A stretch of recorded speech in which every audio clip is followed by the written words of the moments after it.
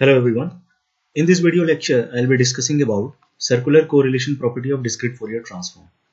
And I'll tell you the simplest way to prove the circular correlation property. So let us write down the statement first. The circular correlation property states that if DFT of any arbitrary periodic sequence x of n is capital X of k and DFT of y of n is capital Y of k, then DFT of circular correlation RXYL will be x of k dot y conjugate k. So this is the statement of circular correlation property. So before I start the proof, I'll first write down the formula of circular correlation. RXYL will be equal to summation n equal to 0 to capital N minus 1 x of n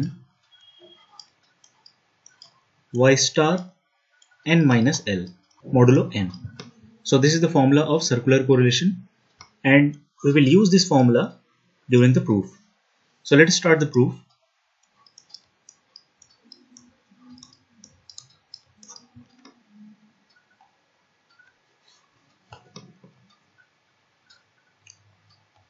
Under the proof, we will write down the formula first. So DFT of any arbitrary discrete time sequence x of n is always equal to n equal to 0 to capital N minus 1 x of n e to the power minus j 2 pi k n upon capital N. Now DFT of RXYL will be summation L equal to 0 to capital N minus 1 RXYL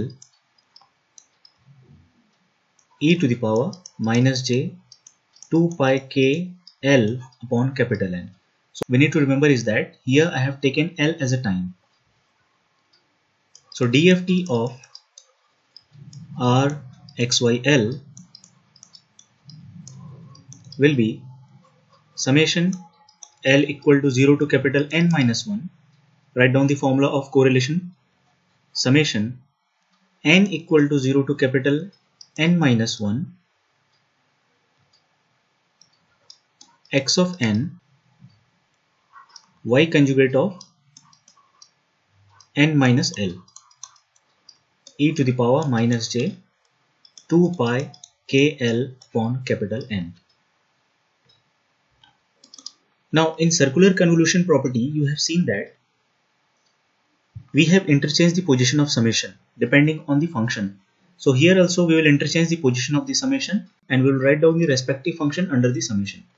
So we will first write n equal to 0 to capital N minus 1 and the function having the same variable will be x of n dot summation L equal to 0 to capital N minus 1 y star n minus L e to the power minus j 2 pi k L upon capital N.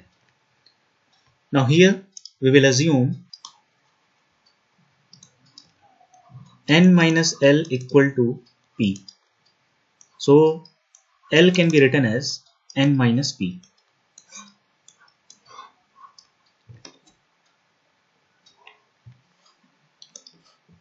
So this can be written as summation n equal to 0 to capital N minus 1 x of n summation the new variable is p equal to 0 to capital N minus 1 y star p e to the power minus j 2 pi k. In place of L we can write n minus p upon capital N. Now this can be written as summation n equal to 0 to capital N minus 1 x of n dot summation p is equal to 0 to capital N minus 1 y star p e to the power minus j 2 pi kn upon capital N dot e to the power minus plus j 2 pi kp upon capital N.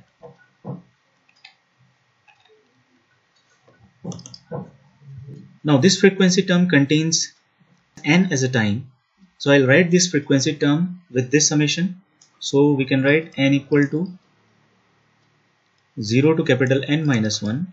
The function is x of n and the exponential is e to the power minus j 2 pi kn upon capital N dot summation p is equal to 0 to capital N minus 1 y star p e to the power plus j 2 pi kp upon capital N.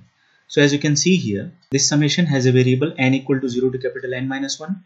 The function is varying with respect to n and the time is n.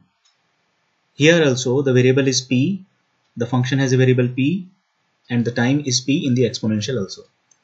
Now we can write n is equal to 0 to capital N minus 1 x of n e to the power minus j 2 pi kn upon capital N dot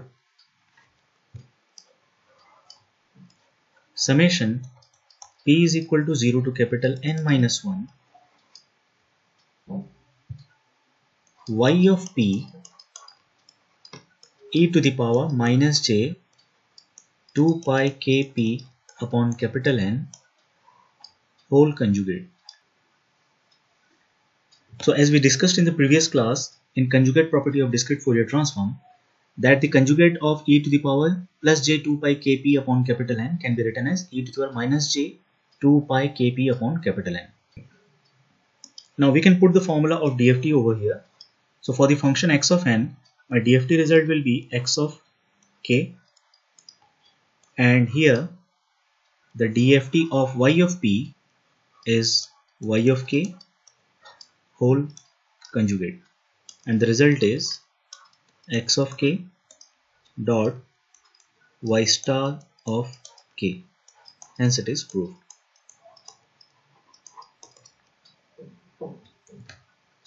So in this way we can prove the circular correlation property of discrete Fourier transform. Now as you can see here, we have proved this property from LHS to RHS because this is my RHS.